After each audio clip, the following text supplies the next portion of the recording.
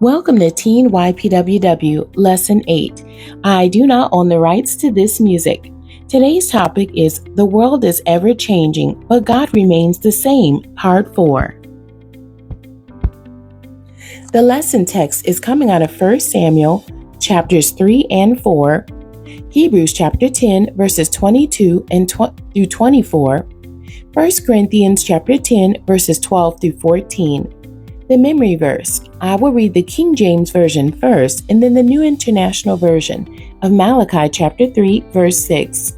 For I am the Lord, I change not. Therefore ye sons of Jacob are not consumed. The New International Version of Malachi chapter 3 verse 6. I, the Lord, do not change. So you, the descendants of Jacob, are not destroyed. The key for today's lesson. The principles of God remain the same. The focus for today's lesson. Students will learn strategies for successful living.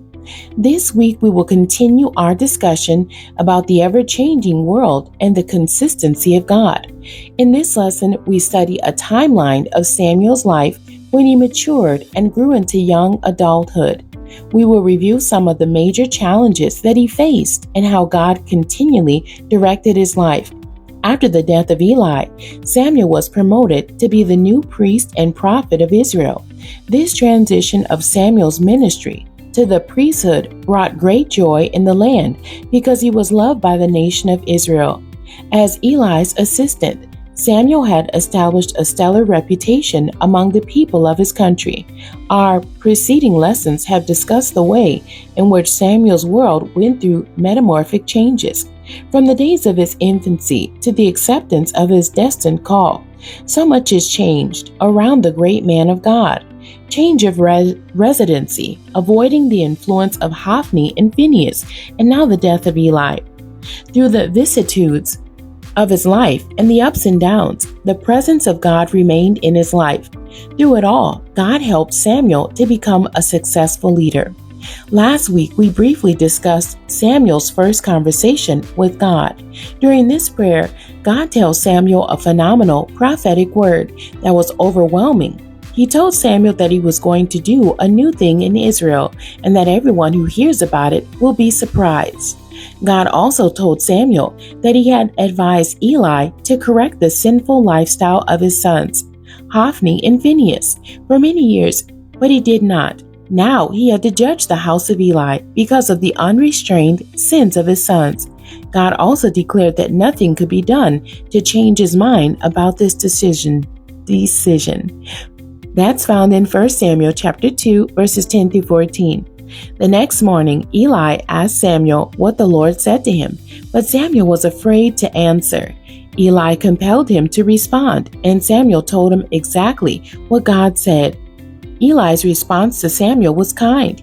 He acknowledged the prophetic word from the Lord that Samuel shared with him. After this conversation, Eli and Samuel continued to work together in ministry as leaders of the nation of Israel. Samuel matured and the Lord blessed all of his efforts. Whatever Samuel prophesied happened, and that's 1 Samuel chapter 3, verse 19. The nation of Israel realized that God had anointed Samuel for leadership. One day, Israel went out to war to fight the Philistines, and they were defeated.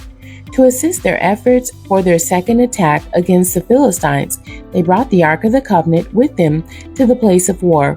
Although this was a tremendous effort, once again they were defeated by the Philistines. Eli's sons, Hophni and Phinehas, were killed in this second battle, and the Philistines sold the Ark of the Covenant.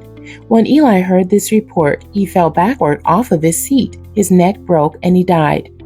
The death of the prophet Eli and his sons was a huge event for the nation of Israel. Samuel began his new position to be the priest of Israel.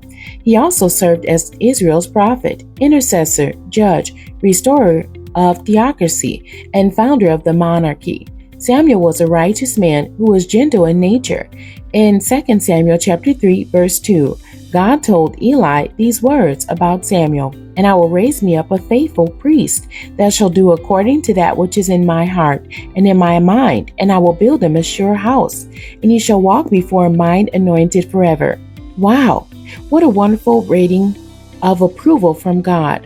We never read again about Samuel running back and forth in efforts to understand the voice of God or his directives. We now read that the word of the Lord came to Samuel, and Samuel did accordingly. And that's 1 Samuel chapter 15, verse 10.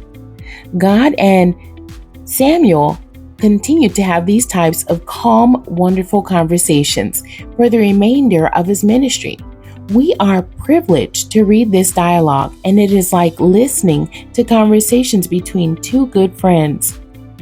As believers in Jesus Christ, we also want to have a good rating of approval from God. As we mature and follow God's directives for our lives, we can experience success like Samuel. The extreme changes that Samuel had to go through in his life did not cause him to lose his faith in God. He embraced every prophetic word from God about what was to happen next in his life. He did not allow the surprising events that God told him was going to happen make him fearful of his future or his call to ministry. The questions for today's lesson. Number 1. Surprising prophetic declarations from the Lord can be frightening. However, our faith must be stronger than our fear. Discuss the amazing and surprising prophetic words from the Lord to these Bible heroes: Moses, Mary, the mother of Jesus, David, and Zacchaeus. Number 2, how did they build up their faith to believe and experience the word over their lives come to pass? I'm going to repeat question 2.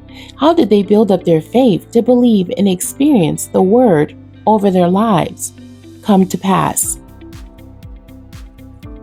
The end. God bless you, and thank you for joining me today.